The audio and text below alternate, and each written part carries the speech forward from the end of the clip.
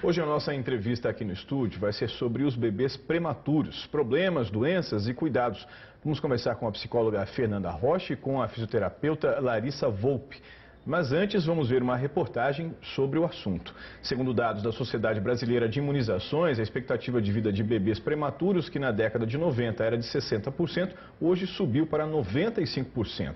O saldo positivo é resultado da evolução dos métodos de tratamento, tecnologia, mobilização preventiva, que contribuíram para a sobrevivência dos prematuros. Mesmo assim, os bebês têm mais chances de ter problemas de saúde e, por isso, precisam de mais cuidados. Mãe e filha não se separam. Quando Mônica e Beatriz ficaram longe uma da outra, foi o momento mais difícil da vida das duas. A Beatriz nasceu prematura de 6 meses e ficou 76 dias internada numa UTI. A principal angústia mesmo é esse medo, que você vem para casa depois da visita, você não sabe se vai encontrar seu bebê na próxima. Só um mês depois do parto, Mônica teve a alegria de ter a filha nos braços pela primeira vez. Hoje a Beatriz tem 2 anos. Os bebês prematuros não têm um sistema imunológico que faz a defesa do organismo completamente formado. Por isso, o risco de infecção é maior. São considerados prematuros os bebês que nascem antes dos 9 meses de gestação. Na UTI, eles recebem atenção o tempo todo. Para fortalecer o sistema imunológico, os bebês prematuros devem tomar vacinas que protegem contra a gripe, tuberculose, hepatite B, pneumonia e infecções respiratórias bacterianas e virais. Mesmo quando esses bebês recebem alta, os cuidados com a saúde devem continuar em casa. Com o calendário vacinal adequado, ambientes arejados, evitar aglomerações, evitar contato com fumaça de cigarro, evitar contato com pessoas que estejam infectadas com um quadro viral ou uma virose respiratória, uma gripe, um resfriado. Os cuidadores e pais sempre lavando bastante as mãos antes de ter contato com esse recém-nascido. Tudo isso Mônica sabe muito bem, tanto que ela criou uma página na internet para ajudar outras mães que também tiveram bebês prematuros. Eu quero prestar informação a respeito da prematuridade, coisa que a gente não encontra por aí. E mostrar que os bebês ficam bem e que pode ter esperança para a mãe que está na UTI. Bom dia, muito obrigada pela participação de vocês. Queria entender um pouquinho quais são as causas mais comuns. Por que os bebês normalmente nascem prematuros? Bom, por uma série de fatores fisiológicos da gestação e muitas vezes alguns fatores psicológicos também.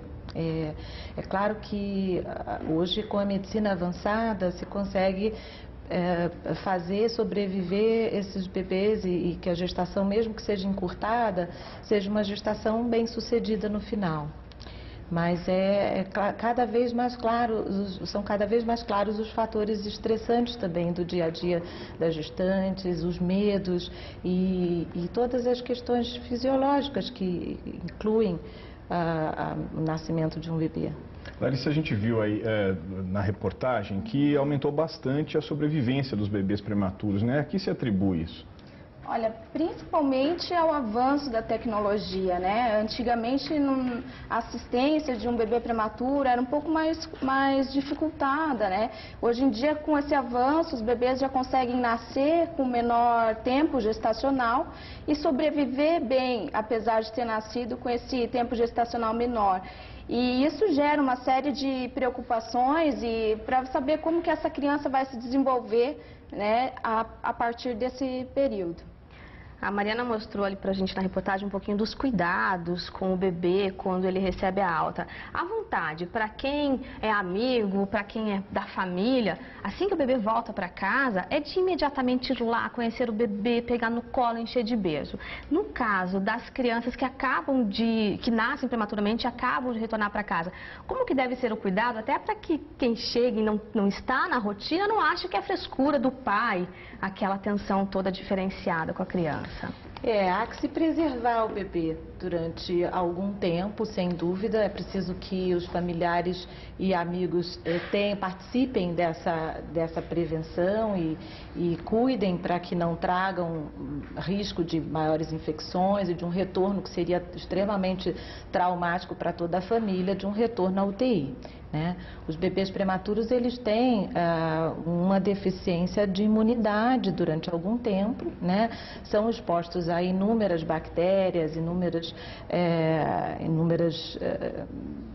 riscos dentro de uma UTI, e eles saem, se eles estão em alta, eles estão em condições de alta, porque eles realmente já estão aptos a sobreviver no ambiente familiar, mas um ambiente familiar que seja preservado. E até quanto tempo fica esse cuidado todo? Até para daí também os pais não entrarem numa rotina de que para a vida inteira meu filho precisa de cuidados especiais, né? Isso é importante. Eu mesma tive essa experiência, a minha segunda filha nasceu de 6 meses também, como a mãe da reportagem, e a gente também tem que ter um cuidado para que, assim, preservar a criança, mas não tratá-la como se ela fosse uma criança doente, como se ela fosse uma criança que de cristal.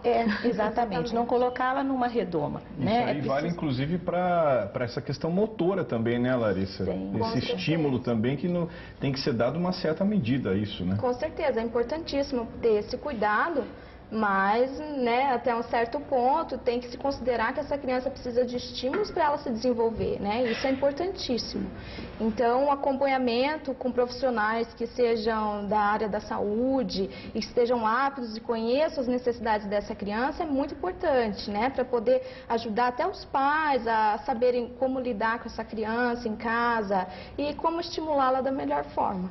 Vocês duas são especialistas, digamos assim, cada uma na sua área, mas no assunto, né? Você trata dessa questão da especialidade no comportamento motor da criança e a Fernanda é de saúde mental, né? Vocês acham que iniciativas como que a gente viu na reportagem ali, de um site que a mãe tomou a iniciativa, favorecem bastante, Larissa, nesse caso? A informação hoje em dia ainda é muito restrita? Com certeza. Toda a informação que vier é de grande valia, né? Os pais têm muita ansiedade em como lidar com a criança, né? Então, a experiência de outras pessoas, de outros pais que passaram por isso é muito rica e, de uma certa forma, tranquiliza e faz eles verem que estão indo pelo caminho certo, que tem outras pessoas que passaram pela mesma coisa e que nem por isso a criança deixou de se desenvolver e se tornar um adulto, um adolescente saudável. Muitas vezes a gente sabe, né, que pais de primeira viagem já são normalmente mais ansiosos. E quando o pai de primeira viagem tem também um bebê prematuro em casa, como que deve ser essa relação? Até vocês estavam falando aqui dos estímulos, da importância disso. Provavelmente cada coisa acontece no seu momento, existem fases, né? Eu tenho visto com frequência os pais de primeira viagem com muitas dúvidas sobre de que forma estimular seu bebê, de que forma não exagerar nesses estímulos e de que forma não oferecer poucos estímulos também. Os pais de bebês prematuros, eles ainda sofrem uma questão adicional, que é o fato de não ter tido uma intimidade inicial com o bebê. Eles passam durante algum tempo, no caso 70, 60, muitas vezes muito mais dias, longe do bebê e não sendo os grandes especialistas nos seus próprios filhos. Existem outras pessoas mais aptas naquele momento para salvar a vida e para cuidar do bebê dentro de uma UTI.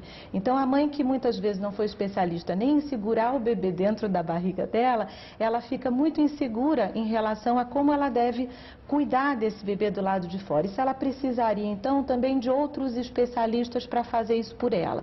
O que nós descobrimos no processo de estimulação de bebês foi exatamente o inverso, de que é possível que os pais se tornem os verdadeiros especialistas nos seus bebês através do desenvolvimento deles com relação ao vínculo afetivo. Larissa, em relação à parte motora, que tipo de iniciativa deve se tomar ali naqueles primeiros meses para você estimular a criança? Bom, logo no começo, né, as crianças elas devem ser estimuladas mais uma parte mais sensorial. Então, estimular a visão, o tato, a sensação do corpo da criança, para que ela comece a se reconhecer no espaço, né? E, então, é muito rico que os pais façam até mesmo caretas, que estimule com o sorriso, com sons do rosto, né, o que a gente possa fazer com a boca. Isso, principalmente no comecinho, né, da vida, é o que atrai mais os bebês. No começo eles não têm muito interesse nem por brinquedos, então o pai e a mãe têm a maior ferramenta de estimulação nesse momento. E com isso, com o crescimento das crianças, isso, claro, vai se transformando de acordo com a idade, com a necessidade delas. Muito obrigada pela participação de vocês. Bom dia. Eu que agradeço.